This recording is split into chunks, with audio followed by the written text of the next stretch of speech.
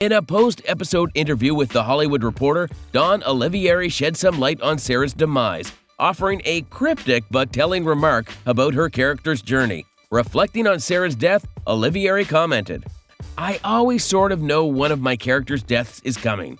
And to read it is like, okay, here we go. We got what we all wanted. I think everyone is happy that the train station came." Her mention of the train station is particularly intriguing. Longtime viewers of Yellowstone know the train station as the Dutton family's infamous burial ground, a place where their enemies disappear without a trace. Olivieri's comment could be interpreted metaphorically, suggesting Sarah's death marked her ultimate fall from power. However, it also hints at the possibility that a Dutton, most likely Beth, was behind the hit. Beth's motivations for such an act are crystal clear. Sarah posed a direct threat to the Dutton dynasty, working alongside Jamie to undermine their legacy. After John's death, Sarah's confidence in her and Jamie's clean escape from suspicion only fueled Beth's fury. For someone as resourceful and relentless as Beth, hiring the assassins who executed Sarah would be a calculated, almost poetic form of justice. While the exact mastermind remains unconfirmed, Olivieri's allusion to the train station adds weight to the theory that Beth was pulling the strings. Her death serves as a chilling reminder. Crossing a Dutton, especially Beth, often leads to an inevitable and brutal end. Other theories about Sarah's death. Another most plausible suspect behind Sarah Atwood's shocking and untimely death in Yellowstone Season 5, Episode 11 is none other than the very assassins she hired to orchestrate John Dutton's murder. The theory gains traction when we consider how events unfolded after Casey Dutton pushed for a second look at John's body. With his insistence, the medical examiner uncovered clear evidence of a struggle, ultimately reopening the case. John's death, initially classified as a suicide, was now officially reclassified as undetermined. And this shift in the investigation sent shockwaves through everyone connected to the crime. It isn't hard to imagine that the shadowy organization Sarah had enlisted to carry out the job on John might have started to feel the walls closing in. With the investigation now threatening to expose their involvement, eliminating Sarah could have been viewed as a necessary precaution to tie up loose ends. This theory finds further support in Episode 11 when we see Grant, the representative of the hired killers Sarah met with in Episode 9, watching the breaking news about the case being reopened. His reaction was immediate. He grabbed his phone, made a call, and asked the person on the other end, "You watching this?" It doesn't take much of a leap to think that this call was the first domino to fall in a chain of events leading to Sarah's assassination.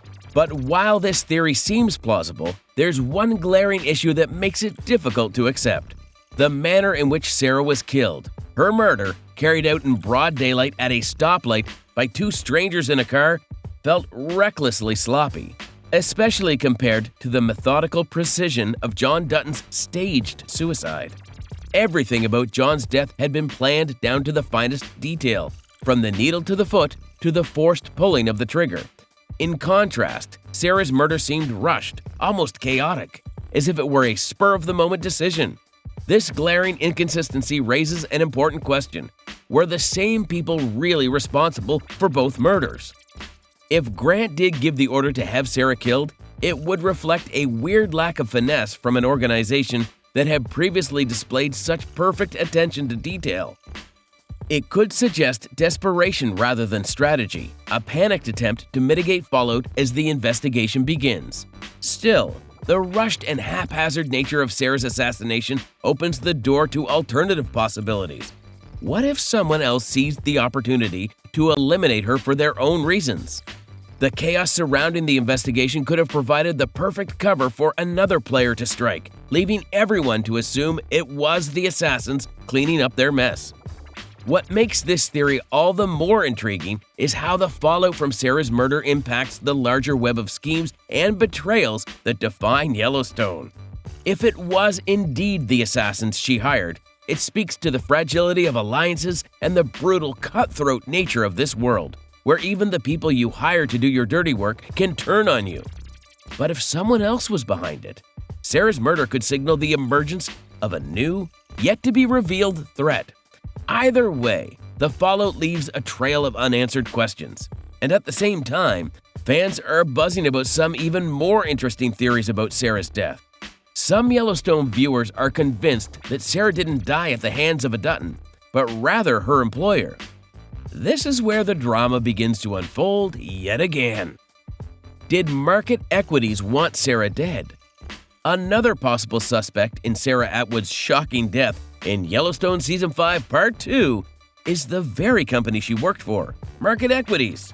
Like the theory involving the hitmen Sarah hired to kill John Dutton, Market Equities might have panicked after the investigation into John's death took a sudden turn.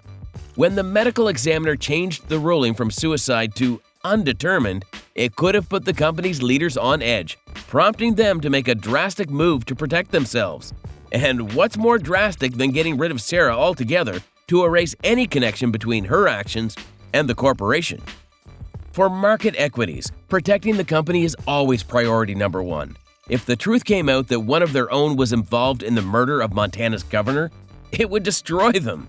Their reputation would be in ruins, and their carefully laid plans to expand in the state would collapse under the weight of public outrage and legal consequences.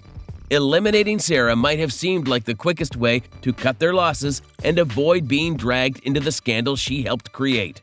This theory fits with what fans know about Market Equities. The company has shown time and again that it's willing to do whatever it takes to get what it wants, even if it means playing dirty. To the higher-ups, Sarah may have become more of a liability than an asset once her actions started putting their whole operation at risk. From their perspective, silencing her might have been the only way to ensure their survival. That said, there's one big flaw in this theory. The way Sarah was killed, out in the open, at a stoplight, feels too careless for a company as powerful and calculated as Market Equities. If they wanted to take her out, it seems more likely they'd orchestrate something far more discreet, right? For an organization with so much at stake, this kind of sloppiness doesn't quite add up. Still, desperate times often lead to desperate actions. If the reopened investigation into John's death caught the company off guard, they might not have had the time to plan a more refined solution. In their rush to sever ties with Sarah and protect their interests, they might have opted for a quick and messy solution rather than their usual calculated approach. Whether or not Market Equities was behind Sarah's murder, the possibility is hard to ignore. But the popular vote is that it was Beth who took Sarah out. For fans, this theory does everything. It is logical and, well, they want to see some good old-fashioned romance. However, in the Reddit trenches, another theory is emerging. Some fans believe that it was Jamie who got Sarah killed. And, well, as wild as it sounds, even after viewing episode 12 of Season 5, we don't have enough evidence to get rid of this whack theory. But there's one thing that is clear. Jamie has a lot of answering to do. Jamie is implicated. The shocking events of Yellowstone Season 5, Episode 11 take center stage in Episode 12, Counting Coup, as Sarah's death raises more questions than answers. While police at the scene initially label it a carjacking gone wrong, two detectives visiting Jamie quickly cast doubt on that theory. They point out that Sarah's car showed no signs of forced entry. Her windows were down, and her purse remained untouched, all suggesting she was deliberately targeted. The detectives question Jamie about his relationship with Sarah, asking if it was purely personal or also professional. Jamie denies any professional connection, but the pressure mounts when they request access to Sarah's belongings. Visibly shaken, Jamie refuses, claiming the detectives are treating him like a suspect. Detective Dillard assures him this wasn't the case, at least not until Jamie's defensive outburst raises suspicions. After the detectives leave, Jamie rushes to Sarah's room and digs through her suitcase, uncovering documents that seem critical to their shared conspiracy against the Dutton family. Though their exact contents are unclear, it's obvious these papers could implicate both Jamie and Sarah in their attempts to destroy the Dutton legacy. Jamie's actions in this episode tell us that the fear of being exposed for his crimes is eating him from the inside. His refusal to cooperate with law enforcement and frantic efforts to retrieve evidence hint at the crumbling foundation of his plans. Notably, Jamie is absent for the rest of the episode, leaving viewers to speculate about his next move. Will he destroy the documents, use them as leverage, or escalate his plans in the aftermath of Sarah's death? Once again, it is too early to make any reasonable assumption. All we know is that fans are pretty happy about the gunman taking Sarah out. In their eyes, it was a fitting fate for the conniving character. How did the fans react?